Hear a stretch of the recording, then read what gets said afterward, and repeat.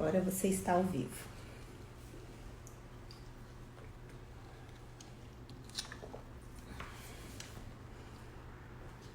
Oi.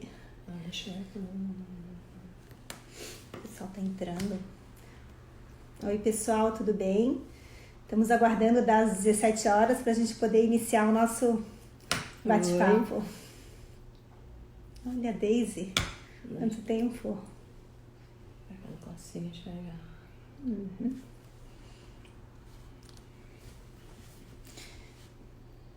Tudo bem, Daisy? Lembra da Daisy Búrigo? Claro. Oi, Daisy.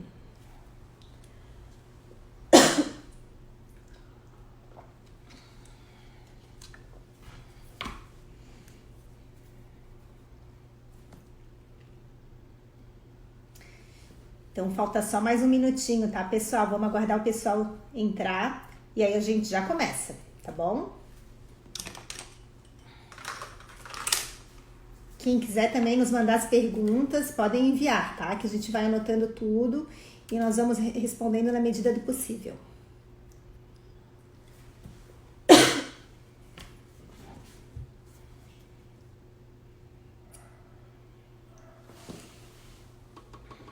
Vamos esperar mais um pouquinho e a gente já vai dar início, tá?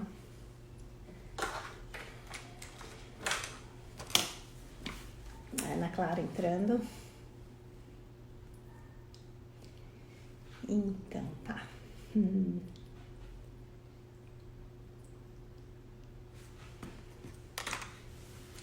Deixa eu ver que horas são. 5 horas.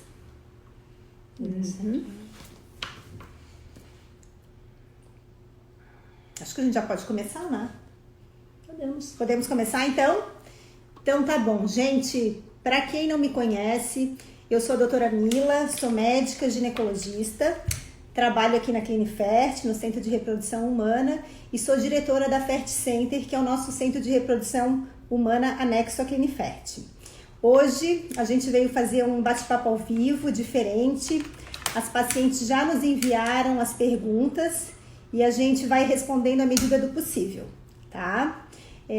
Nós temos uma convidada especial hoje, a doutora Kazui, minha mãe. Oi. E a doutora Kazui, ela foi a idealizadora da reprodução assistida em Santa Catarina e foi a fundadora da Clinifert, responsável pelos primeiros bebês de proveta do estado. Hoje ela vai conversar com a gente, então se vocês tiverem dúvidas também podem enviar para ela, tá? Mãe, conta um pouquinho da tua trajetória aqui na reprodução assistida em Santa Catarina. Bem, é um prazer muito grande estar aqui nesse bate-papo ao vivo com vocês. Muito obrigada também pela participação. E eu quero dizer que a minha trajetória na reprodução é muito longa. Eu tenho falar dessa minha atividade, que é a reprodução humana, é falar da minha paixão. Então, essa paixão começou há mais de 30 anos. E eu tive a felicidade de trabalhar ao lado do professor Milton Nakamura, em São Paulo, que foi quem fez o primeiro bebê de proveta do Brasil. E desde então, a minha vida, a paixão sempre foi, apesar de eu ser ginecologista, obstetra, fui obstetra durante muitos anos também, mas a minha grande paixão é a reprodução assistida e hoje a gente mantém uma equipe e a clínica ela vem sendo mantida com toda inovação científica. A gente tem as melhores inovações em tecnologia, temos tudo que se oferece fora do Brasil.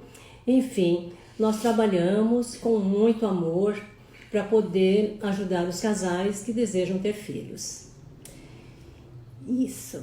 E então a gente pode começar, a gente gostaria de falar também que o mês de junho é um mês muito importante, porque é o mês da infertilidade e como a gente recebeu muitas perguntas, a gente vai tentar se organizar para poder fazer mais bate-papos ao vivo toda semana, para poder conseguir tirar todas as dúvidas de vocês, tá? Então em junho a gente vai se organizar para poder toda semana falar sobre um assunto específico. Então vai ser o live da endometriose, o live do ovário policístico, o live da infertilidade masculina, enfim, a gente vai organizar uma agenda para poder passar para vocês, tá? Porque daí eu acho que senão as perguntas ficam muito perdidas.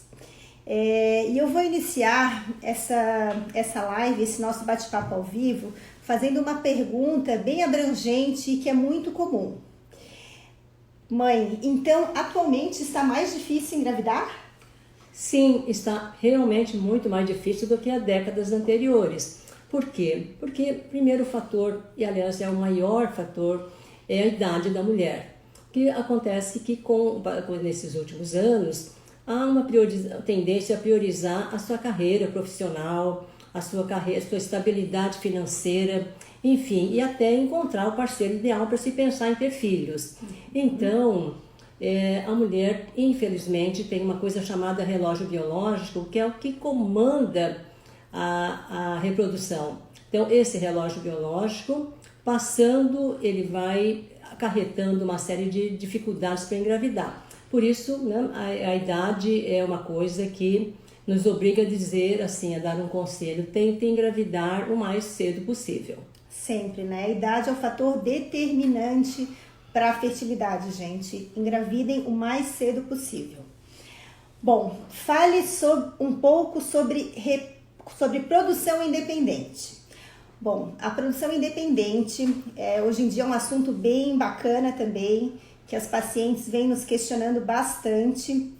E na produção independente, a gente pode fazer tanto a inseminação quanto a fertilização in vitro, né? A paciente, geralmente, que faz produção independente é aquela paciente que deseja muito ser mãe, mas que infelizmente não encontrou um parceiro ideal, né? Então ela chega a uma certa idade que ela prefere ter um bebê do que passar a época de ser mãe. Para escolher entre uma inseminação ou uma fertilização in vitro, tudo isso vai depender da idade da paciente e também da sua reserva ovariana. O sêmen ela deve comprar de acordo com as características que ela desejar, num banco terceirizado de sêmen, né, que pode ser nacional ou importado. Bom, qual exame permite saber a quantidade de óvulos? Olha, essa questão é de extrema importância. Eu acho que é a mais importante das questões, porque existe atualmente vários exames, mas entre eles existe um chamado hormônio antimileriano, o AMH. É um hormônio produzido pelo ovário, pelas células que vão fazer o controle do desenvolvimento dos folículos. Então, através dessa dosagem hormonal, é possível saber se a reserva ovariana, ou seja, aquela caixinha de óvulos, a mulher já nasce com uma caixinha de óvulos já determinada, prontinha, ela já vem com a caixinha de óvulos. Então, se essa caixinha de óvulos ainda vai ter bastante óvulos, se vai ter poucos óvulos, enfim, esse exame vai permitir que a mulher possa ter uma ideia, e se tiver uma alteração no exame, ela poderá tomar providências para que não tenha uma surpresa no futuro de não conseguir engravidar. Então, com essa determinação, ela vai saber se precisa engravidar o mais cedo, poderá mudar os seus planos, né, eventualmente, ou então fazer o congelamento de óvulos, que é outra técnica bem legal que vai ajudar a preservar a fertilidade.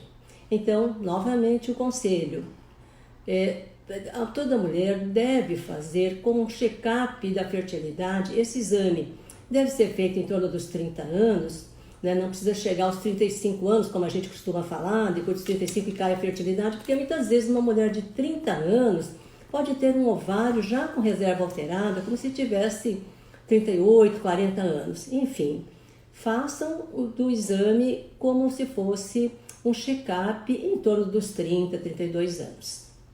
Isso. Tenho 48 anos e quero engravidar. É possível? Sim, é possível engravidar com 48 anos. O Conselho Regional de Medicina nos orienta a estimular a mulher a engravidar até os 50 anos. Porém, as pacientes têm que saber que acima dos 45 anos é muito difícil engravidar naturalmente. Por quê? Porque geralmente a quantidade e a qualidade de óvulos não são boas, tá? Então, a paciente que tem 48 anos, ela deve fazer alguns exames para saber a reserva ovariana, porém, muito, né? Provavelmente ela vai precisar de óvulos doados para conseguir engravidar. Porém, é possível sim. Doutora, tenho laqueadura tubária há mais de 10 anos. Estou num novo relacionamento e queria muito ter um filho. Isso é possível? Claro, sem dúvida. Ela poderá engravidar através da fertilização in vitro. É a maneira mais eficaz, né, que vai dar um índice de sucesso maior em menos tempo. A recanalização de trompa, quer dizer, a reversão dessa laqueadura, envolve um procedimento cirúrgico, hoje em dia é muito pouco feito, porque os resultados não são favoráveis. Então, a fertilização irá facilitar, né, graças a Deus, essa possibilidade de realizar o sonho de um novo filho. Ok. Quais exames posso fazer para saber se sou fértil? Bom, com relação à mulher, né, existem exames de sangue, onde nós conseguimos fazer algumas dosagens hormonais, como por exemplo o FSH, o LH, o estradiol e o hormônio antimileriano que a doutora Kazui acabou de falar. Além disso, nós podemos fazer também o ultrassom para fazer a contagem de folículos antrais e também no ultrassom a gente consegue saber a anatomia do sistema reprodutor feminino, né? Então a gente consegue saber tamanho de ovário, se tem cisto, se não tem, como é que é o tamanho do útero. E tem também um exame que a gente chama de histerosalpingografia, que é o exame para ver as trompas, para ver se as trompas estão pérvias ou não, tá? Doutora, qual método de reprodução assistida é mais eficiente? Bem, existem basicamente dois tipos de métodos: a inseminação intrauterina, para determinados casos, e a fertilização in vitro. Em termos de eficiência, sem dúvida, a fertilização in vitro, principalmente aquilo que a gente faz atualmente, quase em todos os casos, que é o ICSI, a injeção intracitoplasmática de um único espermatozoide no óvulo. Então, esse é o método que dá maior índice de sucesso, menor curto de prazo e se aplica praticamente a todos os casos de fertilização, de infertilidade masculina ou feminina. Deixa eu ver aqui mais. Doutora, tenho 35 anos, estou há 2 anos tentando engravidar, exames do meu marido ok, todos normais. Seria o caso de eu fazer uma inseminação intrauterina? Bom, a inseminação intrauterina é uma técnica de reprodução assistida mais simples, né? E se você tem 35 anos, eu acho que já está há 2 anos tentando engravidar, eu acho que vale a pena fazer uma investigação mais abrangente, né? Vale a pena pesquisar se tem endometriose, se as trompas estão ok, como que estão os exames hormonais. Mas quando a paciente já está com 35 anos e está há 2 anos tentando engravidar, geralmente a técnica que traz mais sucesso é a fertilização in vitro, tá? Doutora, como que funciona a punção para a retirada de óvulos? Bem, a coleta de óvulos é um procedimento muito simples, realizado no centro cirúrgico, sob uma sedação também bastante simples. Leva cerca de 15 minutos para se fazer a punção através de uma agulha introduzida na vagina e guiada por um aparelho de ultrassom, né? Então, 10, 15 minutos a paciente já está saindo já acordada, terminando a coleta de óvulos. Pronta para tirar um soninho no leito, né? Uma sonequinha antes de ir embora. Enquanto aguarda, né, o marido a coleta do marido, né? Os espermatozoides. Ok. Sêmen de doador, como que funciona? Bom, o sêmen de doador, ele é vendido em bancos de sêmen, né? Que existe aqui no Brasil, pode-se comprar também sêmen internacional. Geralmente, ele é usado tanto no tratamento da reprodução assistida de baixa complexidade, que é a inseminação intrauterina, ou de alta complexidade, que é a fertilização in vitro. E a escolha das características desse sêmen é de acordo com o que a paciente deseja. Quem são os pacientes que escolhem por um sêmen, de um banco de sêmen? Né? Então, seriam os casais de mulheres, né? Ou então os pacientes os casais onde o homem não produz espermatozoide, onde não sai no ejaculado e onde também nós não encontramos na biópsia de testículo. Que mais? Doutora, tem como saber o sexo do embrião antes de implantá-lo? Sim, tem como saber o sexo do embrião, mas normalmente esse é feito através do estudo genético do embrião, mas normalmente é recomendado apenas em casos em que exista uma suspeita, uma possibilidade de uma doença hereditária, aliás, digamos, uma doença genética relacionada ao sexo. Então, nesses casos, é possível fazer o estudo genético e depois selecionar o sexo adequado correspondente ao caso em questão. Ok. Quanto tempo antes devo parar o anticoncepcional para realizar a fertilização? Geralmente, se os exames já estão todos prontos para fazer a fertilização, você parando o anticoncepcional, lá pelo 3º, 4º dia, você vai estar menstruando e em seguida a gente já consegue começar o uso de medicações para estimular os ovários. Em torno de 14 dias de estimulação ovariana, nós estaremos coletando esses óvulos e em torno de 5 dias nós estaremos transferindo os embriões para o útero.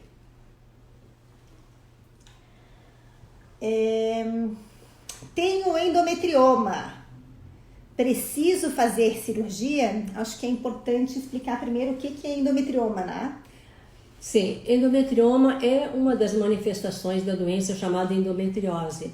Endometriose é essa doença que você já deve ter ouvido muito falar. Ela pode se localizar em trompa, atrás do útero, no intestino, na bexiga, mas quando está localizado no ovário, o endometrioma, de acordo com o tempo de evolução ou a gravidade, ele vai formando uma espécie de um cisto de sangue dentro do ovário. Então, isso se chama endometrioma.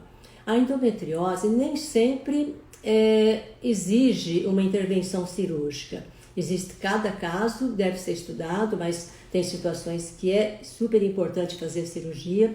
Quando o endometrioma for pequeno, hoje em dia, a gente nem sempre indica cirurgia. Endometriomas grandes, que atingem o tamanho de 3 centímetros ou mais, necessariamente a gente submete os pacientes à cirurgia para retirada. Endometrioma pequeno, a gente prefere não mexer. Ok. Isso tudo porque o endometrioma, né, se mexer no ovário, pode diminuir a reserva ovariana. Essa é a questão. Há uma preocupação, principalmente por parte de nós, que somos especialistas em reprodução assistida, em que durante a realização de um ato cirúrgico possa-se tirar uma parte de óvulo do ovário que seja ainda bom, que esteja assim muito grudadinho, muito próximo daquele problema. Então, se não for realmente um caso importante, em função da preservação dos óvulos, a gente evita, alguns casos a gente evita a cirurgia. E em outros casos também, a gente geralmente faz, quando tem endometrioma, a gente pode fazer a coleta desses óvulos, né, congelá-los e depois a paciente, se necessário, ir para a cirurgia, né? Isso é bem comum também, porque como a gente falou, o endometrioma pode afetar a reserva ovariana, né? É verdade, existem casos assim que a paciente tem endometriomas de repetição. Teve uma vez um endometrioma grande, fez a cirurgia, passou um tempo, aquilo recidivou, ou seja, voltou. E às vezes ela tem endometriomas, não um endometrioma, às vezes tem 3, 4, 5 endometriomas dentro de um ovário. Se toda vez tiver que fazer cirurgia, ela fica praticamente sem ovário.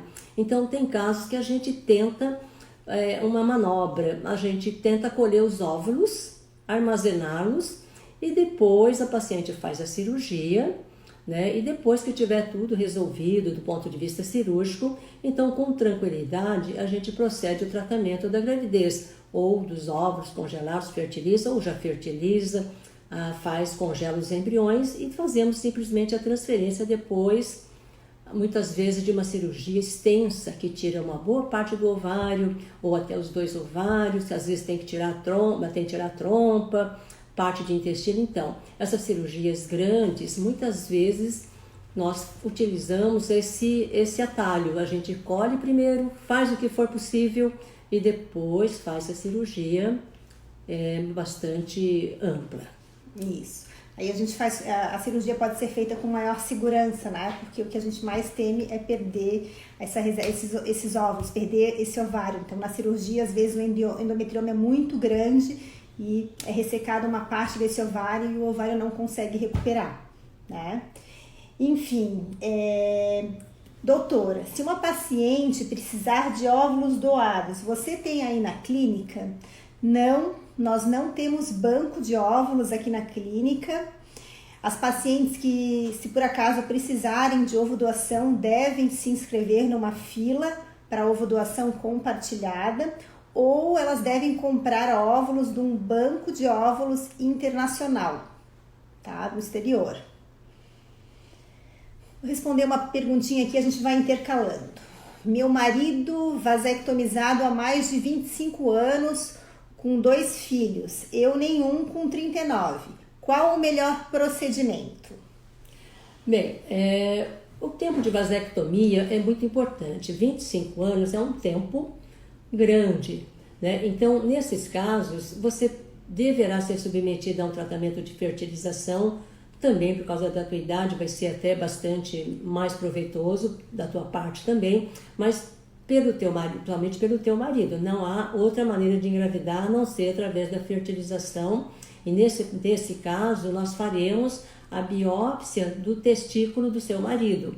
Então, através dessa biópsia de testículo, mas feita de uma maneira assim, através de uma microcirurgia, é uma incisão pequena, uma cirurgia extremamente delicada, feito conjuntamente com um profissional urologista, né? Nós fazemos a retirada dos espermatozoides diretamente do testículo.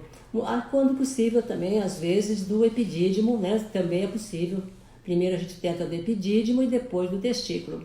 E assim nós conseguimos obter os espermatozoides, fertilizá-los, né? E fertilizar os óvulos e conseguimos, a gente tem inúmeros casos de sucesso de gravidez, mesmo acima de 20 anos, 25 anos, 26, 27 anos. Ok. Uma pergunta que eu recebi bem frequente é quais os critérios para a paciente ser uma boa doadora, né? Doadora de óvulos. Então, na verdade, todas as pacientes, para serem doadoras, elas devem ter até 35 anos, porém, cada clínica tem os seus critérios específicos. Aqui na FertiCenter e na CliniFert, a idade limite para doar óvulos que a gente estabeleceu é 33 anos, tá? Fora isso, a paciente deve apresentar uma boa saúde, deve apresentar uma boa reserva ovariana, que conforme eu já falei anteriormente, é vista através de exames de sangue e dosagens hormonais e exames de imagem. E a paciente também, ela passa por uma avaliação psicológica, tá? Toda doação de óvulo ela é feita através da ovodoação compartilhada, ou seja, essa paciente que é doadora, ela tem uma fertilidade boa, né? Porém ela está na clínica para doar, por quê? Porque ela tem um problema masculino e ela precisa fazer a fertilização in vitro. Então, ela doando metade dos óvulos dela, ela consegue um bom desconto no tratamento de fertilização dela, tá? Além desses exames que eu falei, também é feito o cariótipo, né, que é o estudo genético dessa doadora, e a doadora tem que ter no mínimo 14 óvulos, tá? 14 óvulos ou mais, porque ela tem que doar metade dos óvulos para a receptora. Então, mulheres que têm menos de 14 óvulos, ou seja, ficaria 7 para cada uma, né, no mínimo, não podem doar, tá? Se as mulheres tiverem menos de 14 óvulos, não tem como ser doadoras na CliniFert. Exato. Ok.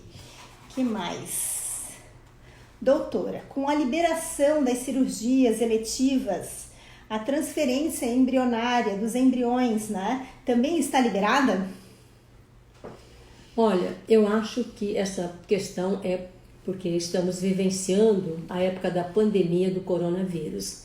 Então, o que nós sabemos é que provavelmente o vírus talvez não passe para o bebê, né, da mãe para o bebê, mas é uma coisa que nós não temos ainda conhecimento total, porque é uma doença nova e uma doença bastante imprevisível. Então, depois, passados esses 40, 60 dias de quarentena, a Sociedade Brasileira de Reprodução Humana, assim como as outras sociedades europeia e americana, e as entidades governamentais, a Anvisa, que representa muito bem o nosso país, nos regulamentaram uma recomendação que a gente pode fazer procedimento de fertilização, coisa que a gente não podia fazer logo no início da pandemia, até pouco tempo, agora em fim de abril é que houve essa liberação. Nós podemos fazer fertilização para casos especiais, ou seja, pacientes que têm mais prioridade, que têm mais pressa para engravidar, em que o adiar do tratamento possa causar mais prejuízos, levando a uma infertilidade mais séria, às vezes até irreversível, se a gente esperar muito tempo. Então, nesses casos, a gente faz uma avaliação bastante criteriosa e faz o tratamento. Se possível, transferindo, não agora, aguardar um tempo para transferência, mas cada caso é um caso, a gente vai ter que estudar cada caso em particular e tomar as decisões em conjunto, o casal e a equipe médica, certo? Sempre individualizando cada caso, né? Na verdade, é aquela coisa, o pico da pandemia tá para chegar e não chega na gente, então a gente também está aguardando, está bem ansiosa, nós estamos bem ansiosos para poder devolver os embriões para vocês, para transferir esses embriões, mas nós estamos aguardando uma maior liberação. E aí, aos poucos, nós vamos fazendo as transferências e individualizando cada caso, tá? Tem uma paciente que fez uma pergunta, que é a Silvia, perguntando se é possível engravidar após a laqueadura, né? A doutora Kazui já respondeu que sim, através da fertilização in vitro, né? Com laqueadura não tem problema nenhum. É a maneira, é o tratamento que se usa, né? Então, é possível sim. A mulher pode fazer a fertilização se já estiver na menopausa, com o embrião congelado previamente, por exemplo? Claro. A menopausa é uma época em que o ovário dela para de funcionar, mas o útero não continua funcionando, mas a gente consegue colocá-la em ordem através de medicações hormonais. Então, se a paciente entrou na menopausa, mas tem um embrião congelado, que congelou há um tempo atrás e deseja transferir, a gente faz um preparo específico do endométrio e dá resultados excelentes. Se o embrião for de boa qualidade, ela poderá engravidar. Agora, é claro, tem que ter uma saúde, a gente sempre faz um check-upzinho clínico para ver as condições de saúde. Se estiver tudo bem, fazemos esse preparo e transferimos o embrião congelado e torcemos para que ela engravide. Então, assim, com o embrião congelado é possível engravidar na menopausa, né? Ou através de ovodoação. Com óvulos de mulheres mais novas, nós também conseguimos preparar o útero para você engravidar até 50 anos, tá? Qual o valor que é considerado, acho que é isso a pergunta, que é considerado baixo do antimileriano? Geralmente é abaixo de 1, né? Depende da idade da paciente, mas geralmente o hormônio antimileriano abaixo de 1 é considerado uma baixa reserva ovariana. Nós temos assim, em torno, depende, como ela disse, depende muito da idade, e as mulheres em torno de 40 anos, elas apresentam por volta de 1, às vezes umas são melhores acima 1,5, mas a gente encontra muita gente também com hormônio de 0,5, 0,4, a gente tem mais dificuldade para fazê-las engravidar, mas a gente ainda contabiliza sucesso em algumas pacientes com 0,2, 0,18, de modo que, mesmo baixo, dentro do possível, o casal, a mulher deve tentar engravidar. Não pode desanimar assim imediatamente, porque ela vai ter uma contagem baixa de óvulos, mas às vezes, como diz o ditado, basta ter um óvulo, se for de boa qualidade, ela poderá engravidar. Isso. Tem uma paciente também que perguntou se com ovodoação a criança nasce com características da doadora. Sim, né? A criança nasce com as características da doadora, né?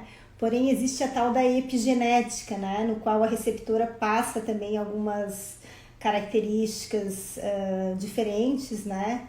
Então, a receptora, para ela aceitar esse embrião, ela também tem que ser especial, né? Não é em qualquer pessoa, né? Então, é bem interessante vocês darem uma olhadinha sobre epigenética. Tenho 41 anos, que gostaria de congelar os meus óvulos. É possível, doutora Kazoe? Olha, a pergunta tem uma resposta um pouquinho difícil. Então, é assim, a época ideal para se congelar óvulos, naturalmente, quanto antes melhor. Mas se tiver 35 anos, seria assim, já uma época boa. À medida que vai passando dos 35 anos, fica mais difícil. Mas é claro, a gente tem muita mulher de 41 anos que tem uma quantidade boa, tem uma reserva boa de ovário. A gente já chegou a colher mais de 15 ovos em mulher de 40, acima de 40 anos. Não são todas, mas tem. Então, é importante que essa paciente faça uma avaliação da sua reserva ovariana. Se tiver uma reserva ovariana boa, melhor para ela. Se tiver uma reserva ovariana pequena e mesmo assim ela desejar congelar, tudo bem, é melhor congelar com 41 do que com 43, né? Então, é assim, né? Cada caso é um caso, mas é possível congelar sim. Sempre lembrando, né, que o ideal mesmo é congelar entre 30 e 35 anos e que muitas vezes as pacientes que têm um pouco mais de idade ou que possuem uma baixa reserva ovariana têm que congelar mais de uma vez. Então, elas têm que se preparar, têm que botar na cabeça que às vezes tem que ter 1, 2 ou 3 coletas para que tenha um acúmulo bom de óvulos, né? Porque às vezes elas acham, teve 4 óvulos é o suficiente. Não, quanto mais óvulos se congelar, maior a chance futuramente de conseguir engravidar. E o congelamento de óvulos também tem que ficar muito claro que ele não é uma garantia de bebê. Você não está congelando um bebê, né? Você está congelando células para futuramente poder gerar um bebê, né? Então, quanto mais óvulos você congelar, maiores as chances de depois que você descongelar, você poder ter um bebê em casa. Muito bem. Tenho 41 anos, sou obesa e tenho diabetes e pressão alta. Tenho chances de engravidar? E qual seria o tratamento mais adequado? Desculpe, cuidar com a idade dela? 41 anos. 41 anos, obesa, diabética e pressão alta. Bem, é assim, você tem a idade que atrapalha bastante, não é? 41 anos, mas ainda é uma idade que dá para se tentar. E as outras alterações clínicas que você tem também podem causar uma certa dificuldade, mas é claro, você tem que tentar equilibrar o máximo possível as suas condições clínicas, quer dizer, teu diabetes tem que estar controlado, a tua pressão tem que estar controlada também, isso através de medicações, dieta é possível, né? Você está num estado clínico bom, e aí tentar engravidar, né? E 41 anos, né? Se você não estiver conseguindo engravidar naturalmente, é claro, né? Partir para uma fertilização in vitro. Tenho 40 anos, posso doar óvulos? Não, né? Conforme eu já havia falado anteriormente, a idade limite para se doar óvulo na maioria das clínicas é 35 anos, aqui na Clinifert, na Fert Center é 33 anos, tá?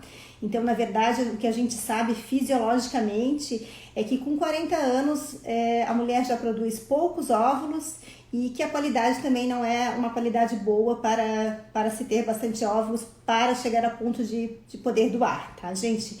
Então, até 35 anos é o permitido e aqui conosco até 33 anos. Tem uma paciente que perguntou que tem 27 anos, tem uma baixa reserva ovariana e ela pergunta se para fertilização in vitro é melhor quantidade ou qualidade de óvulos. Isso é uma boa pergunta, né? É verdade. Bom, o ideal seria que tivesse uma Os quantidade dois, né? e uma qualidade boa. Mas agora o que eu posso dizer assim, você tem 27 anos e tem, digamos, uma reserva ovariana Ela talvez... botou assim de 0,8. 0,8, exatamente. Uma reserva ovariana de uma mulher de 40 anos, talvez um pouco menos, um pouco mais. Mas, de qualquer forma, a tua qualidade genética é boa, porque você tem 27 anos. Então, isso é muito bom, né? Então, vale a pena tentar engravidar. Você pode ter sorte de engravidar na primeira tentativa, só tem que apurar, né? Não pode esperar muito tempo para engravidar, né? E se possível, talvez tenha que agilizar. Se você tentar algum tempo e não estiver engravidando, procure então partir para o método que vai te ajudar, que é a engravidar mais fácil. Mais fácil, né? Você pode engravidar naturalmente. Se tiver sorte, muitas vezes engravida nem fica sabendo que tem essa reserva ovariana baixa. Mas se você vê que está demorando, aí não perca muito tempo. Vamos garantir o primeiro neném, né, o primeiro bebê, através da fertilização, que é o que vai fazer ela engravidar mais rapidamente. Mas eu volto a repetir, você pode engravidar naturalmente, sim. Né? Mesmo com o hormônio antibeberiano de 0,8. Isso não significa que você não tenha qualidade. Você pode ter poucos óvulos, mas pode engravidar e ter um bebê tudo normal, né? Tranquilamente.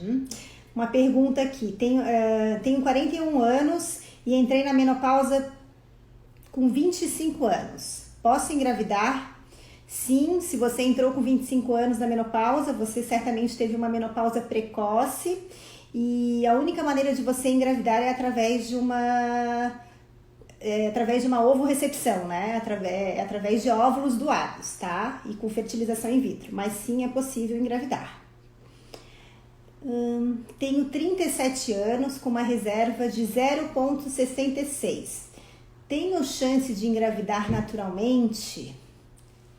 Tem a mesma resposta que eu dei. Você tem chance de engravidar naturalmente, mas veja bem, você já tem, então, esse problema da reserva baixa está com 37 anos. Então, não espere muito chegar nos 38, 39, porque aí, além da baixa reserva, você vai aumentar a dificuldade de engravidar pela tua idade, pela que está relacionada à qualidade genética dos teus óvulos.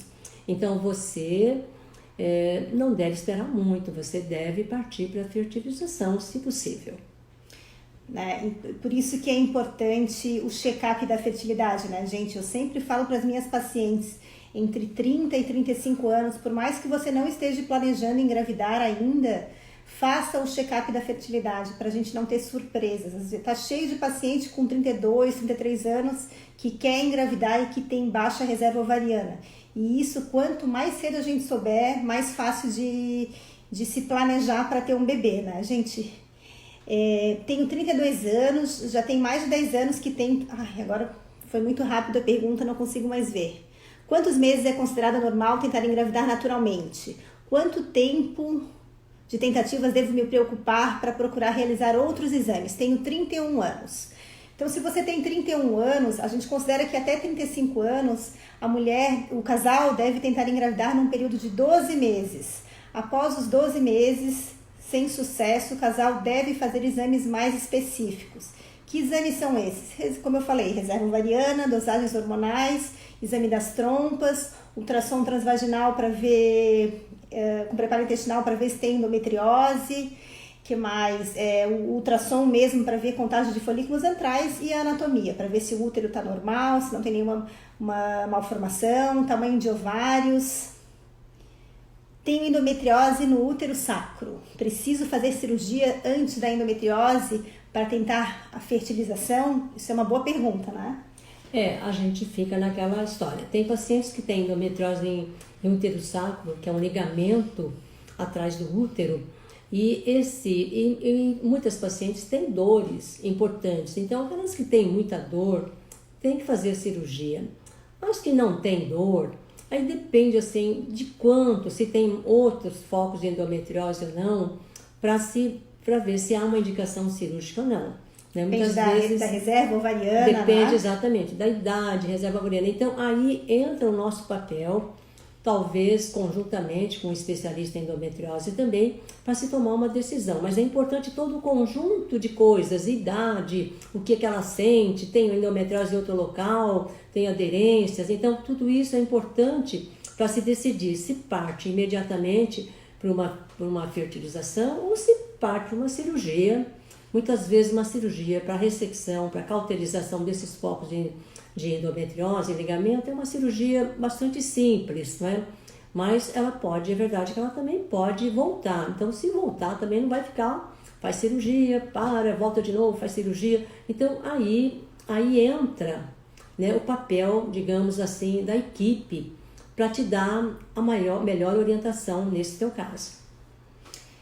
Outra perguntinha. Tenho 30 anos tentando engravidar há 2 anos e meio. Meu marido tem oligospermia, 7 milhões de espermatozoides. Meus exames estão ok. Qual a indicação no meu caso? 30 anos com 7 milhões. Assim, pela tua idade, você é muito jovem, com exames normais. O teu marido tem um espermograma e o que você me passou ali, o fato de ter uma quantidade, me dá assim uma noção média do exame do teu marido. Existem alguns detalhes também que são mais importantes, como a motilidade, morfologia, e aí a gente consegue caracterizar melhor. Se tiver uma morfologia boa, né, e uma vitalidade boa, ou seja, eles têm uma grande porcentagem de espermatozoides móveis, pode-se tentar uma inseminação artificial. A inseminação faz um preparo especial do sêmen e muitas vezes a gente consegue uma recuperação, uma melhora desse sêmen em torno de 20, 40, 50%. Então, se com o preparo a gente conseguir uma resposta boa, pode-se tentar a inseminação, porque você é jovem, né? Quantas vezes tentar, aí é outra história. Aí a gente, né, pode tentar, não vai ficar a vida inteira tentando inseminação, né? Mas, em princípio, pelo fato de você ser jovem, há uma possível indicação para uma inseminação. Na verdade, a quantidade de espermatozoides normal, né, a concentração para se engravidar mais facilmente, naturalmente, é em torno de 15 milhões, né? Então, se o seu marido tem 7 milhões, já é metade do esperado, né? O ideal é fazer uma inseminação e caso a inseminação não dê certo, aí sim pensar em partir para fertilização in vitro, tá? Tem uma paciente que perguntou, doutora, no caso da hidrossalpinge, por que devo retirar as trompas antes de fazer a fertilização in vitro? Muito boa pergunta. Bem boa. Então, hidrossalpinge é um problema em que, por algum motivo, a trompa está fechada. Ela está fechada e ela forma tipo um saquinho, né, que enche de líquido e aí, toda vez que a gente fizer uma fertilização, como é um processo todo oneroso, um processo complexo, muita ansiedade no meio disso tudo, a gente tem que te oferecer a melhor possibilidade de sucesso. E hoje já está provado que as pacientes que têm hidrossalpinge, que têm essas trompas dilatadas e fechadas, elas têm um índice de sucesso da fertilização mais baixo na presença do hidrossalpinge. Por quê? Porque essa bolsinha de líquido que fica na trompa, quando você faz a fertilização, ela pode ter um livre caminho para o útero. Então você está com o embrião lá dentro, de repente um belo dia tem um líquidozinho que vem da trompa, escorre ali para dentro do útero, em cima do embrião. Então, tudo isso faz com que o sucesso do tratamento seja mais baixo. Então, a retirada cirúrgica da trompa geralmente é muito fácil, é muito simples retirar a trompa. O que a gente fala é que esse líquido que fica na trompa, às vezes pode migrar para o útero e dificultar na implantação desses embriões, né? A gente fala que é deixar os embriões boiando, né? Enfim, a gente indica para todas as pacientes que têm hidrossalpinge retirarem as trompas mesmo, porque as trompas não servem mais para nada, né? Então as trompas realmente podem só atrapalhar. Tá? Então, a nossa indicação é retirar as trompas antes de fazer a fertilização, de implantar esses embriões para quem tem hidrossalpinge. Doutora, fiz uma fertilização in vitro e com 2 meses tive um abortamento espontâneo. O que pode ter dado errado? Bem, essa é uma questão, é uma pergunta que a gente ouve frequentemente, tá? Então, quando uma mulher faz uma fertilização, a gente sempre informa, não existe 100% de sucesso, mesmo que o embrião seja lindo, maravilhoso, não é? Existe uma taxa que nós dificilmente vamos conseguir explicar assim, fielmente o que aconteceu, né? A verdade é que o sucesso de uma fertilização depende da qualidade do embrião, em primeiro lugar, depende das condições do endométrio, ou seja, do útero, que vai receber o embrião e depende de uma outra coisa que é, digamos assim, o nosso ponto cego. É a interação do embrião com o útero. Tem que haver uma adaptação, um recebimento do útero em relação ao embrião muito boa. Então, esse segredo da implantação envolve uma série de conhecimentos ainda, às vezes difíceis da gente medir. É como a gente diz, tem uma parte que a gente vai até um ponto.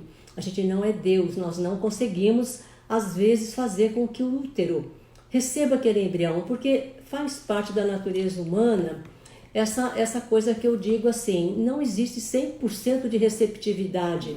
O embrião, o que ele é? É um ser diferente, ele não é só a mãe, ela é a mãe e o bebê, é a mãe e o pai, né? Tem uma parte da mãe, uma parte do pai, e nem sempre o útero vai aceitar aquele embrião como uma coisa própria, como se fosse uma rejeição natural do ser humano. Então isso faz parte da natureza. Nós não conseguimos jamais dizer, olha, você tem 100% de sucesso numa fertilização. Agora a gente tem mais alguns minutinhos, vamos dar uma corridinha nas respostas.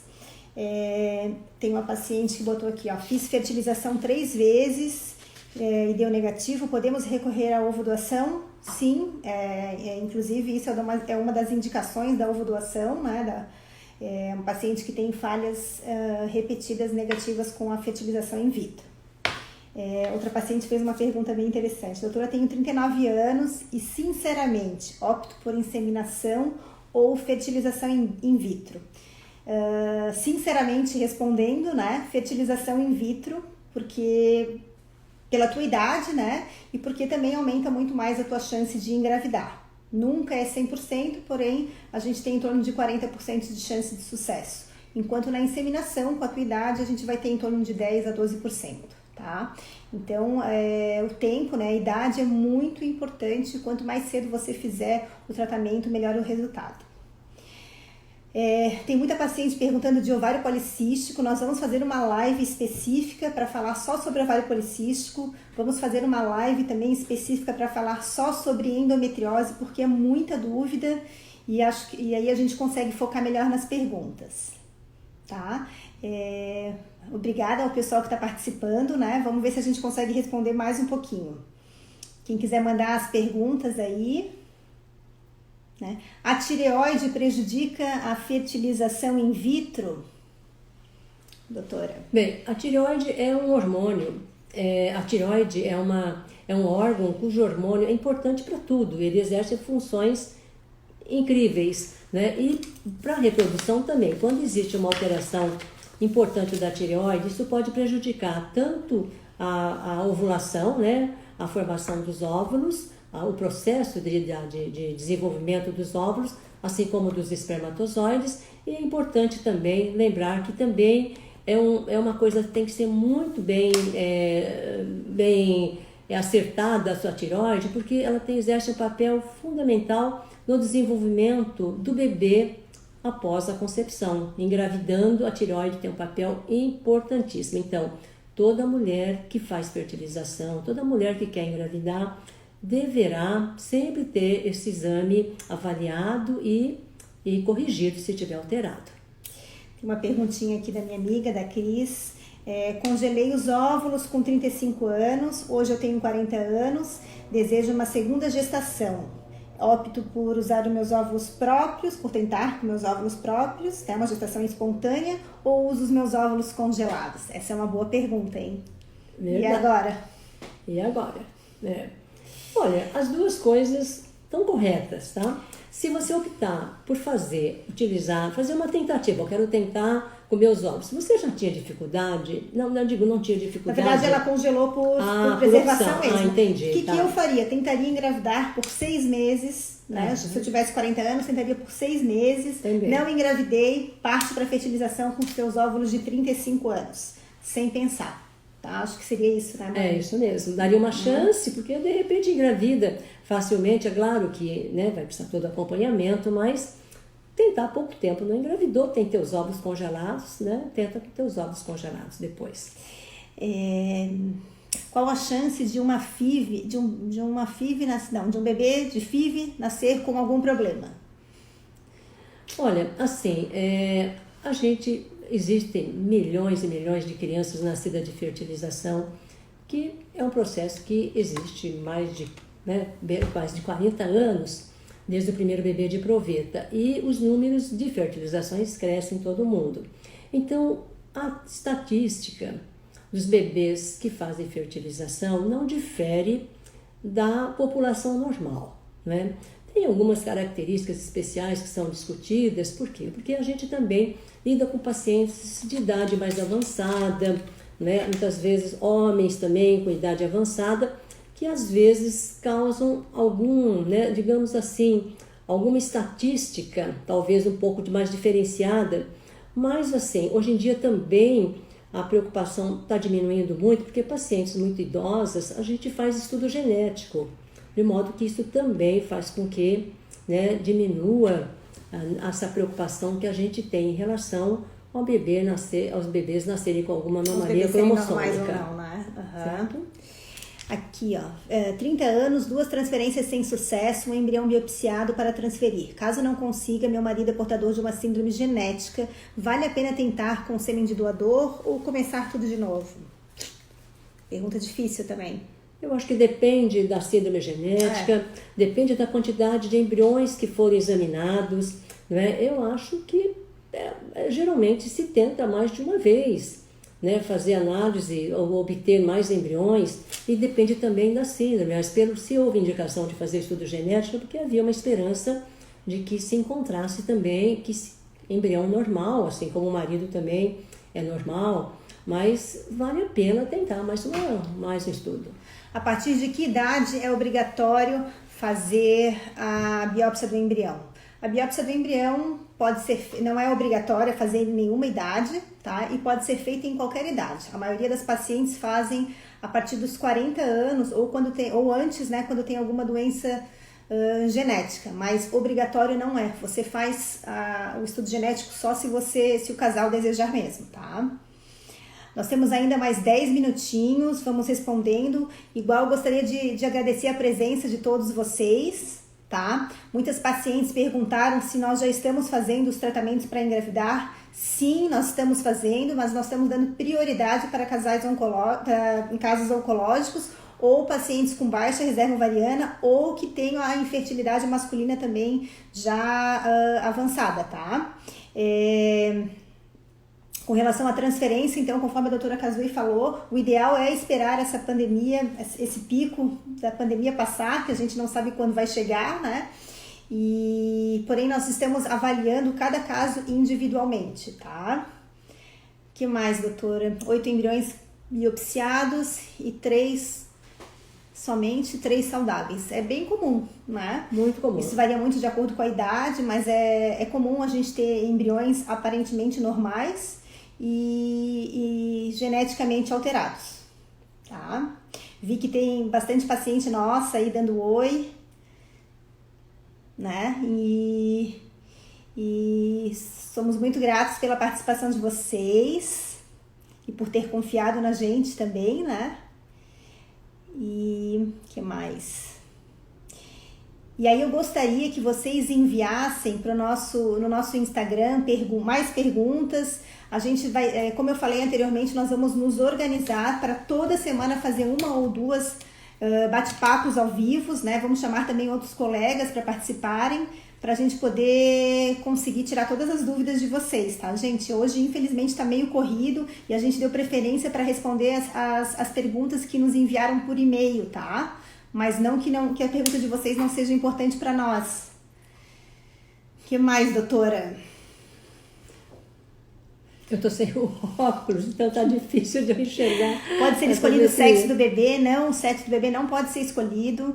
A gente, quando faz a fertilização, a gente não sabe qual que é o sexo, a não ser que faça o estudo genético, né? Quando tem alguma doença ligada ao sexo, para poder escolher o sexo do bebê. E, gente, agora tá quase acabando, a gente tem 8 minutinhos. Eu não sei como gravar essa live, tá? Da outra vez eu também não sabia. Se alguém souber como que se grava, pra gente deixar gravado, se quiser me dar uma orientação aqui, eu agradeço, tá? Mas tem mais alguma pergunta que dê tempo de E assim, responder ó, ainda? gente, o que a gente não respondeu, nos mandem, que nós vamos responder. Eu quero ver se a gente faz na semana que vem um novo bate-papo ao vivo. As perguntas de vocês são muito interessantes e realmente são muito bem boladas.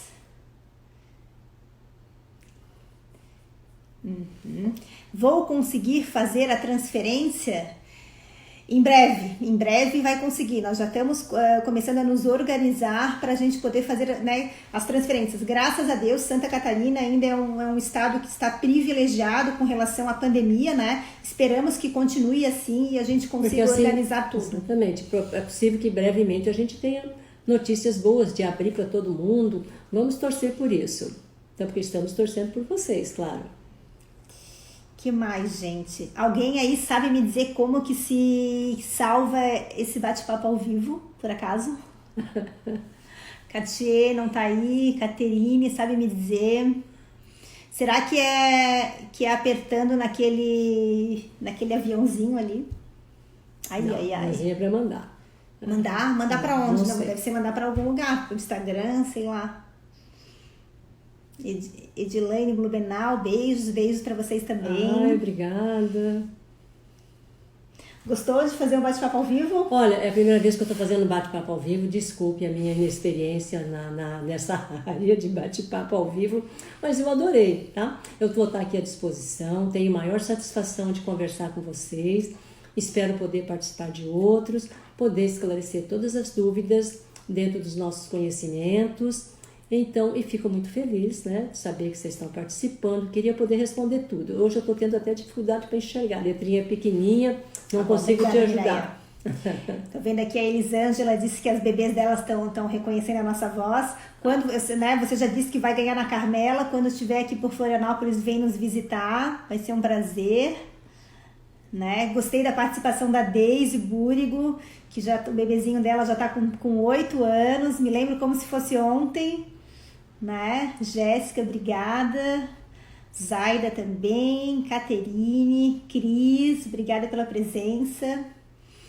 Gabi, obrigada pela presença. Gente, muito legal responder, né? Verdade. A gente ainda está se adaptando com a câmera de estar ao vivo, mas muito legal. E que bom, né? Porque apesar dessa pandemia, a gente se reinventa, não é? E essa oportunidade de falar com vocês, matar saudade de outras pacientes que nós conhecemos, que nós gostamos, claro, demais, é muito bom. Isso nos anima, né? E gostaríamos de poder ajudar todas a terem seus bebês. Vou ficar torcendo por vocês todas que entrarem em contato com a gente. Camila, estarei legal. sempre à disposição também, tá? Uhum. Muito obrigada mais uma vez também. Né? E a Maica, obrigada pela presença. Muito bacana. A gente tem 4 minutinhos aí. Que pena, né? Se eu soubesse que dava tempo de responder mais rapidinho. A próxima vez nós vamos responder mais rápido e aí a gente vai conseguir responder mais perguntas. Eu tinha imprimido, tinha mais de 70 perguntas, então a gente escolheu só as que tinham, para quem tinha enviado por primeiro, né? Mas a gente pretende responder em breve. Aqui a Ana Carla, legal. Suzana, 3 anos tentando engravidar, 29 anos, exames tudo ok do espermograma. Qual o tratamento? Suzana, daí teria que fazer os teus exames pra gente poder ver se tem algum problema, tá? Sempre lembrando que tem que pesquisar a endometriose. Quando o exame do marido tá tudo ok e aparentemente tá tudo normal com você, sempre pesquisar a endometriose. Como funcionam as medicações? As medicações são todas injetáveis, né, de uso subcutâneo, e existe uma farmácia que vende especificamente esse tipo de medicações. E quando a gente faz o ultrassom, a gente explica já como se usa, a quantidade, de acordo com cada paciente. Abraço essas médicas, obrigada. Psicóloga Jaque, obrigada. Tenho 32 anos, faz mais de 10 anos que tento engravidar, passo até 3 meses sem menstruar. Com qual tratamento tenho chance de engravidar naturalmente? Se está 3 meses sem menstruar, né, muito provavelmente você deve ter ovário policístico e deve ter uma anovulação crônica, né? Para isso é preciso fazer exames para a gente poder diagnosticar. Em média, quanto tempo está levando para realizar o processo de